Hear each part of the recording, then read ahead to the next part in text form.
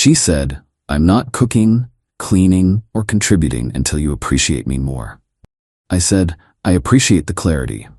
Then I hired a housekeeper who moved into the spare room and actually paid rent. The eviction notice I served her listed non-contributing tenant as the reason. Original post I 38 male, have been with Natalie 35 for 4 years. We moved in together 2 years ago into my house, and yes, it's my house, inherited from my grandmother, fully paid off, solely in my name. This detail matters. When Natalie moved in, we agreed she'd contribute $800 a month toward utilities and groceries since she wasn't paying rent. She had a decent job as a marketing coordinator, made about $65K a year. I made $95 as a project manager. Life was good, or so I thought. 6 months ago, things started changing. She'd forget to transfer her monthly contribution, stopped cooking the 3 nights a week we'd agreed on. The house became messier because she'd stopped doing her share of cleaning. When I brought it up, she'd get defensive. "You're keeping score? That's toxic, Daniel." "I'm not keeping score. I'm asking you to do what we agreed. Relationships shouldn't be transactional."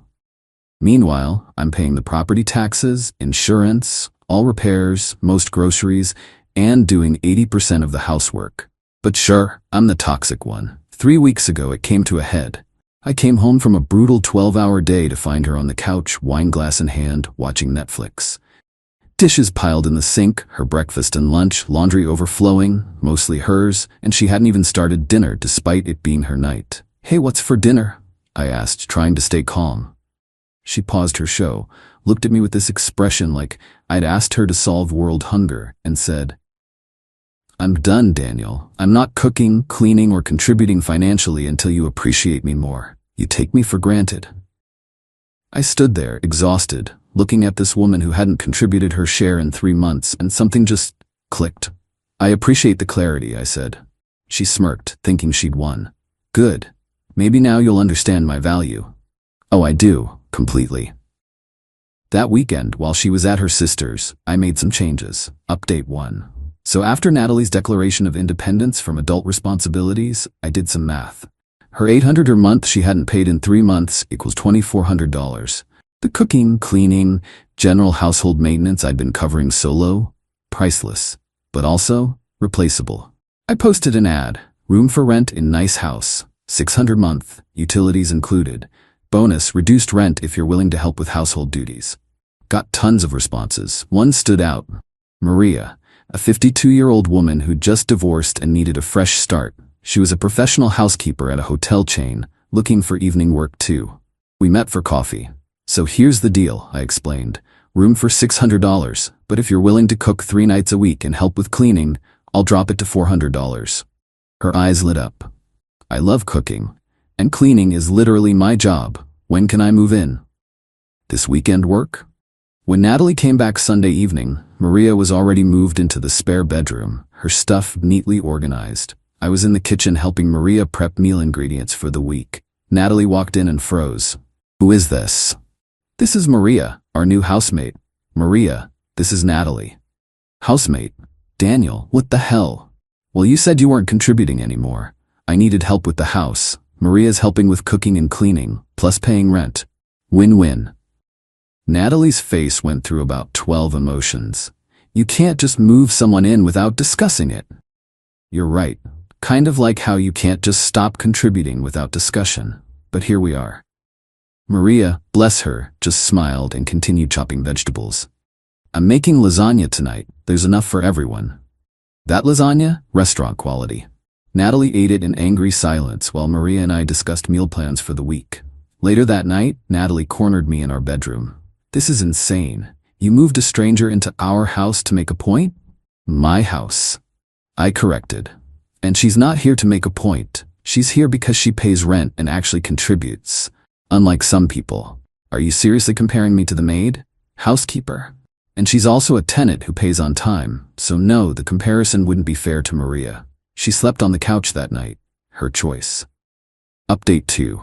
The next 2 weeks were interesting. Maria was everything Natalie wasn't. House was spotless.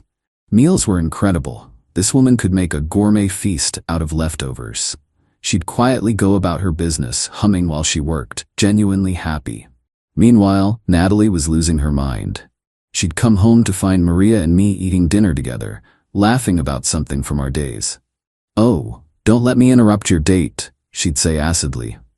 "It's not a date," I'd respond. "We're just two contributing members of the household enjoying a meal one of us cooked." Tuesday of week 2, Natalie tried to assert dominance, started leaving her stuff everywhere, making messes deliberately. Maria just cleaned around them, leaving Natalie's things in neat piles outside her bedroom door. We'd moved Natalie to the smaller guest room since Maria was paying for the larger spare room. "Your girlfriend seems upset," Maria mentioned while making breakfast. "Ex-girlfriend," I corrected. "Oh, since when?" "Since she decided being an adult was too much work." Natalie overheard and stormed in. "We're not broken up, we're working through issues." "What work are you doing exactly?" I asked. Because from where I'm sitting, Maria's doing all the work. That's when Natalie made her first mistake. She turned on Maria. "You think you're so special? He'll get tired of you too, honey. Hope you're not getting too comfortable." Maria, this wonderful woman, just smiled. "I'm very comfortable, actually. The room is lovely, rent's affordable, and Daniel's a respectful landlord. Why would I leave?"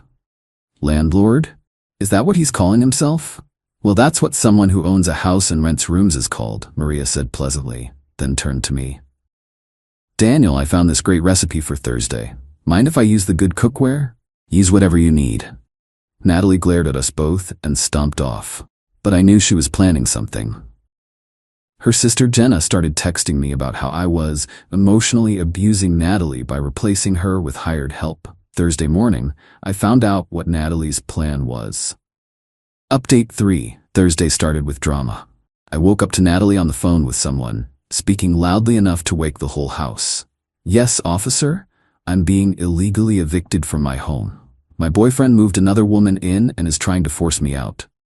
"Yes, I've lived here for 2 years. No, I'm not on the lease, but I have tenant rights." "Really?" She was really going there? 30 minutes later, 2 cops showed up. Natalie had put on quite the performance, tears, shaking, the works. "Sir, we received a complaint about an illegal eviction." "No eviction happening, officers. She's free to stay as long as she wants." Natalie's face fell. "But he moved another woman in." "A paying tenant," I clarified, showing them Maria's rental agreement. "The house has 3 bedrooms. My girlfriend decided she no longer wanted to contribute financially or otherwise, so I rented out the spare room." The younger cop looked confused. "So, you're all living here together?" "Yep, she's welcome to stay. She just has to live with the consequences of her choices." The older cop, who'd clearly seen everything, turned to Natalie. "Ma'am, unless he's preventing you from entering or removing your belongings, there's no illegal eviction. He can rent rooms in his own house, but he's trying to replace me. That's a relationship issue, not a legal one." After they left, Natalie was furious. But Maria? Maria had made coffee and muffins for everyone, including the officers who politely declined but appreciated the gesture. "You're a real piece of work," Natalie hissed at me. "I learned from the best." That afternoon, while I was at work, Natalie made her second mistake. She tried to intimidate Maria. According to Maria and my security cameras, Natalie got in her face, called her a pathetic old woman desperate for male attention, and suggested she watch her back. Maria just laughed. "Honey, I raised 3 kids and survived a 20-year marriage to a narcissist. You don't scare me. Now excuse me, I need to start dinner prep." When I got home and saw the footage, I'd had enough. I called my lawyer buddy Ricardo. "Can I evict her?" "She's not a tenant, right? No lease, no rent payments?" "Correct. Actually, she owes me about $2,400 in back contributions we'd agreed on." "Then she's a guest. In most states, you can ask a guest to leave with reasonable notice. If she's threatening other tenants, though." That night at dinner, Maria made incredible fish tacos. I handed Natalie an envelope. "What's this?" 30-day notice to vacate. You're no longer welcome as a guest in my home." She opened it, read it, and laughed. "You can't evict me. I have rights." As Ricardo explained, that's his law firm on the letterhead. You're a guest who's worn out their welcome. You have 30 days. I'll fight this. With what money? The money you haven't been contributing for 3 months? Update 4. The eviction notice lit a fire under Natalie's entitlement. She went from 0 to nuclear in 24 hours. First, she called my mom. My mom, crying about how I was throwing her on the street and choosing a random woman over our relationship. Mom called me, concerned. Daniel, Natalie says you evicted her? Mom, she stopped contributing anything 3 months ago, announced she wouldn't cook, clean, or pay anything until I appreciated her more, and I gave her 30 days notice. That's not throwing her on the street. She said you moved another woman in? A paying tenant who actually helps around the house. Long pause. The house Grandma left you? The very same. Good. Grandma would have kicked her out after month 1 of no rent. God, I love my mom. But Natalie wasn't done. She started a social media campaign, posted everywhere about how I was a textbook narcissist who financially abused her by making her pay to live with her boyfriend and then discarded her for a younger model. Couple problems with her narrative. 1. Maria was 17 years older than her. 2. I had screenshots of our original agreement about contributions. 3. Several mutual friends had heard her bragging about how she trained me to stop asking for money. Her post backfired spectacularly. Comments ranged from, "Wait, you lived rent-free in his house," to, "So you stopped contributing and you're surprised he got help?" Best comment came from my buddy Victor. "Natalie, you literally told me 2 months ago you were winning because he stopped asking for rent money. This you?" With a screenshot of her text to him. She deleted the post within hours. Friday morning, Natalie made her third and fatal mistake. She tried to sabotage Maria's immigration status. Yeah, she went there. Called ICE claiming Maria was illegal and stealing American jobs. Plot twist. Maria was born in Ohio. Her parents immigrated from Guatemala in the 60s. She was as American as apple pie, just happened to be bilingual. When ICE showed up, yes, they actually came, Maria handled it like a champion. Showed her documents, explained the situation, and even offered them some fresh-baked cookies. The agents were apologetic and annoyed about the false report. "Happens more than you'd think," one said. "People weaponizing us for personal disputes." I'd been at work but came home immediately when Maria called. Found Natalie in the living room, smirking. "Problem, Daniel? You called immigration on a US citizen because you're jealous. I didn't know she was legal." "You didn't know she was legal? She's from Cleveland. She speaks Spanish. So does my high school Spanish teacher. Should we deport Mr. Henderson too?" That's when I made a decision. Ricardo had mentioned something about false reports and harassment. Time to document everything properly. Update 5. That weekend, I installed more security cameras with proper notice to all residents, of course. Natalie was spiraling, and I wanted everything documented. Saturday, she changed tactics. Suddenly, she was sweet Natalie again. Made breakfast, first time in 4 months, cleaned the bathroom, even did laundry. Then came to me with tears in her eyes. "Danny, I'm sorry. I see now how wrong I was. Can we start over?" "Sure. Pay the $20,400 you owe, start contributing going forward, and find somewhere else to live in 25 days. The mask dropped instantly. "You're really going to throw away 4 years over money?" "No, I'm throwing away 4 years over respect, accountability, and basic adulting. The money's just a symptom." She tried to seduce me that night. Came to my room in lingerie I'd bought her last Valentine's. "Remember how good we were together?" "Were we though? Because I remember me doing most of the work while you complained it wasn't enough." "That's not fair. Your contribution spreadsheet would disagree." "Oh wait, you don't have one because you contributed nothing." She left, slamming the door. Maria texted from her room. "You okay?" Heard doors slamming. "All good, sorry if we woke you." "No worries, made extra breakfast burritos for tomorrow. They're in the fridge." See the difference? Sunday brought Natalie's sister Jenna and their mom, Patricia. They showed up uninvited for an intervention. "Daniel," Patricia started, "you're destroying my daughter over petty household chores." Maria, who was in the kitchen, spoke up. "Would you like some coffee? I just made a fresh pot." Patricia ignored her. "This is what I'm talking about. You've hired help to replace my daughter? I've rented a room to someone who pays rent and happens to be helpful, unlike your daughter who pays nothing and creates more work." Jenna jumped in. "Natalie's going through a hard time. She deserves support." "What hard time? She has a job, no kids, no sick relatives, no major responsibilities except being a basic functioning adult." "She's depressed," Jenna announced. "About what?" I asked. Having to contribute to the household she lives in? Natalie started crying. You see, he doesn't even care about my mental health. I cared for 3 years while you contributed. Funny how the depression only started when I asked you to pay your share. Maria quietly left the room, but not before putting out a plate of homemade coffee cake. Even while being ignored and disrespected, she was gracious. Patricia tried guilt. We welcomed you into our family, and I welcomed your daughter into my home. Rent-free for 2 years. How much would that cost anywhere else? $1,500 a month minimum? That's $36,000 of free housing I provided. You're welcome. They left after an hour of circular arguments, but I knew this wasn't over. Monday, I got a call at work from my mortgage company. Someone had called claiming to be me, trying to add Natalie to the deed. They'd failed the security questions, thankfully. That was it. I called Ricardo. She tried to fraudulently add herself to my deed. That's identity theft, right? Attempted, but yes, file a police report. Now, I did.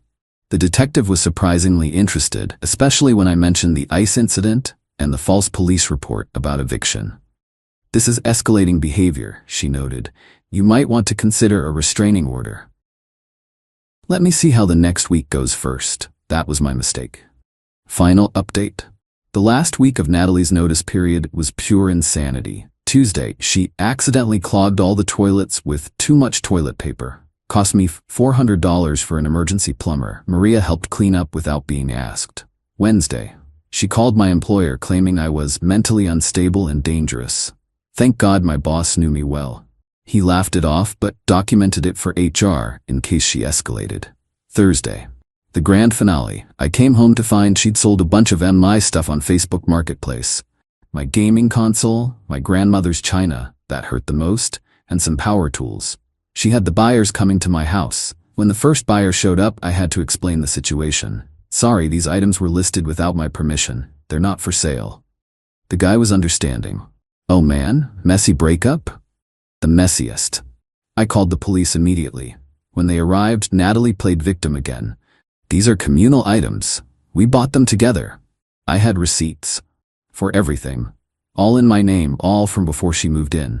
The officer looked at her. Ma'am, selling someone else's property is theft. But I live here. That doesn't make his belongings yours. They arrested her. Actually arrested her. Maria watched from the doorway, shaking her head. While Natalie was being processed, I went full nuclear myself. Got an emergency restraining order based on the escalating harassment, identity theft attempt, and now actual theft. Ricardo rushed it through with a judge he knew. Natalie's mom bailed her out that night. The next morning, she came with police escort to get her belongings. She had 2 hours to pack, supervised the entire time. As she was leaving, she turned to me. You destroyed my life, over $800 a month. No, you destroyed your own life by deciding that being an adult was optional. I just stopped enabling it. No one will ever love you like I did. Maria, who was watching from the kitchen, called out. That's probably a good thing, honey. The officer escorting Natalie had to turn away to hide his laugh. She moved back in with her parents. Sent me one last text from Jenna's phone. You'll regret this when you're old and alone. I showed it to Maria over dinner. She'd made incredible enchiladas. You know what I regret? I said.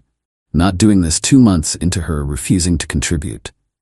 You're a patient man, Maria agreed. My ex-husband pulled that once. Once. I changed the locks while he was at his mother's. We high-fived. The aftermath? Natalie pled down to misdemeanor attempted theft, got probation and community service. The restraining order was granted for 1 year. She had to pay me $1,800 in restitution for the plumber and attempted sales. Her mom still sends me angry emails monthly. They go straight to spam. Jenna tried to date shame me on social media, posting that I was living with a woman old enough to be my mother. Maria's only 14 years older, but whatever. Maria responded with a photo of the amazing Thanksgiving dinner she cooked, captioned, "Grateful for roommates who pay rent." It got 500 likes. As for me and Maria, we're the best roommate situation ever. She pays rent on time, cooks amazing food 3 nights a week, keeps the common areas spotless, and is just generally pleasant company. We watch Jeopardy together, and she's teaching me Spanish. Started dating someone new last month. Amy, a financial analyst who saw the whole Natalie drama play out on social media, and messaged me, "Your ex sounds exhausting. Coffee?" When Amy came over for dinner, Maria made her famous lamb chops. Amy brought wine and insisted on helping with dishes. "Keep this one," Maria whispered to me later. "The house is peaceful. Bills are paid, there's always good food, and nobody expects me to subsidize their entire existence while complaining I don't appreciate them enough." Natalie, according to mutual friends, is still living with her parents, still refusing to understand why her protest backfired, and telling everyone I financially abused her by checks notes, expecting her to contribute to the household she lived in. Last week, Maria renewed her lease for another year.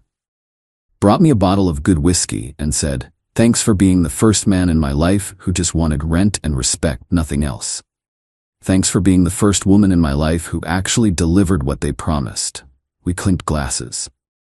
"Oh, and I'm using Natalie's $1,800 restitution payment to replace my grandmother's china.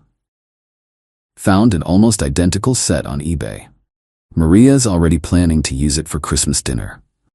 Funny how someone just helping with cooking and cleaning turned out to be better company than someone who claimed to love me but couldn't be bothered to act like an adult. To everyone saying I should have just kicked her out immediately, you're right. But sometimes people need to see exactly how replaceable their irreplaceable contribution really is. Natalie thought she had me trapped because she assumed I needed her more than she needed me. She was wrong. The eviction notice listing non-contributing tenant as the reason? Framed in my office. Ricardo made me a copy as a joke. It's my daily reminder that when someone shows you who they are, believe them. And when they stop contributing, replace them with someone who will. Maria's making pulled pork for dinner tonight. Amy's coming over. Life is good. Edit. Since everyone's asking, yes, Maria has met Amy several times now. They get along great. Maria's even teaching Amy some of her recipes. Last week they ganged up on me about my spice cabinet organization. This is the kind of problem I'm happy to have.